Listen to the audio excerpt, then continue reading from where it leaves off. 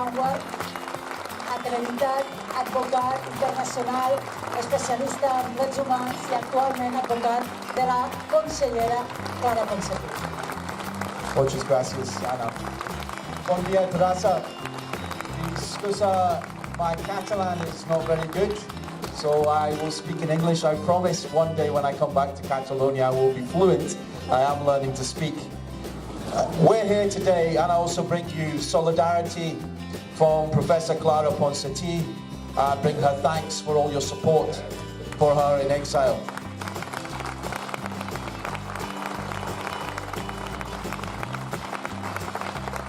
Now, Primaria Catalonia, we're here today because we defend the exercise of self-determination.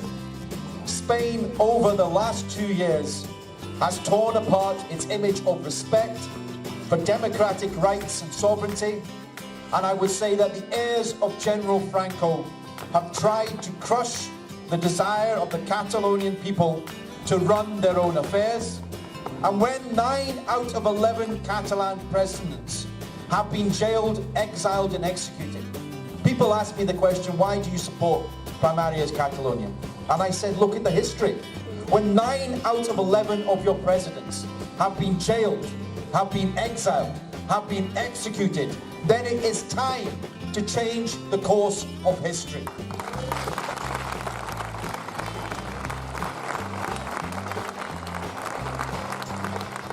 And the only way to do that is to exercise the power of the people. And in this country, as in the United Kingdom, politicians, established politicians, like to use those words, power of the people. But power of the people doesn't mean just put a cross in the box every 4 or 5 years and then go away. Power of the people is what we saw on October the 1st, when millions of people went to the polling booths. Young, old, people who had fought against Franco, people whose family members were murdered by Franco, people who were tortured by Franco, who had the courage to stand up to the repression of the Spanish police. That is the power of the people. And of course, these elections that take place on the 26th of May take place with a background of the politically motivated prosecution of the Catalan leaders in Madrid. And let me say this, as a lawyer that practices in Scotland in the United Kingdom, non-violent political dissent and the exercise of the right to self-determination can never be a crime in a civilized democracy, never be a crime under the law of the United Nations.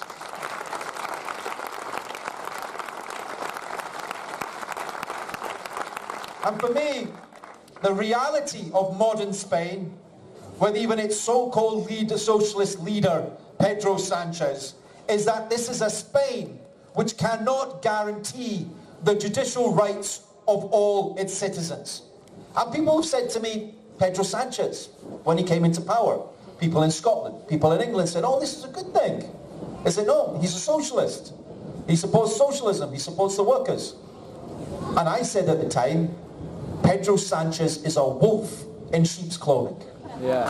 When it comes to Catalonia, whether you're from the right, the far right, the centre ground, or the left, when it comes to the treatment of Catalonia, then the unity and the sovereignty of Spanish state takes precedence to the rights of the Catalan people. And that is why Pedro Sanchez cannot be trusted.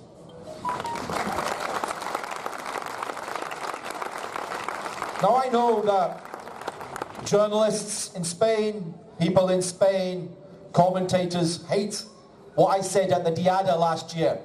And I'll say it again, and I'll say it again and again until we change history in Catalonia. The ghost of General Franco still dictates the march of the Spanish state. And I say that when you have imprisonment, when you have forced exile, when you have judicial harassment, when you have criminalization of the right to free speech, the right to freedom of expression, the right to self-determination, the right to display your flags, the right to yellow ribbons, then what that is criminalization under a wave of repression, and that is why I believe General Franco still dictates the tune that the Spanish state marches to. And all along, whilst this has happened, whilst we've watched it across Europe on our TV screens, whilst we have read some of the details in the newspapers, the European leaders, I believe, are cowards because they have been complicit in their silence as Rajoy was able to do whatever he wanted to do. And shame on them. Shame on the complicity. But I say this also to the leaders of Catalonia. Stop looking for Europe to rescue you. Only when the Catalan people save themselves will Europe stand up in solidarity with you.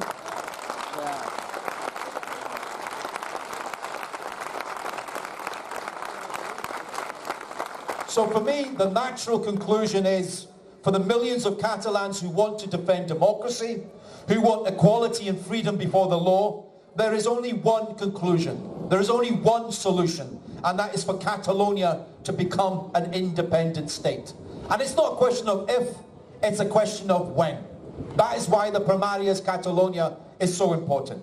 In Scotland, we took for granted the fundamental human right enshrined in international law, the right to vote for self-determination. And one day we will also be free. One day we will also be independent. So we watched in horror as Spain unleashed unprovoked violence on innocent, defenseless Catalans.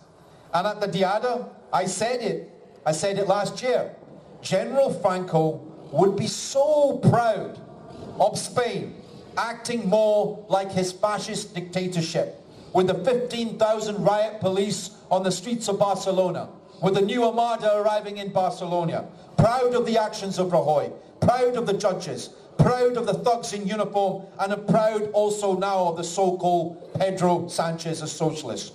For me, human rights form the foundation of a civilized democracy. But with over half the Catalan government in exile, with over half the Catalan government in custody and standing trial, Spain is acting more like a dictatorship. A modern democracy does not hold political hostages. And of course, there was hope.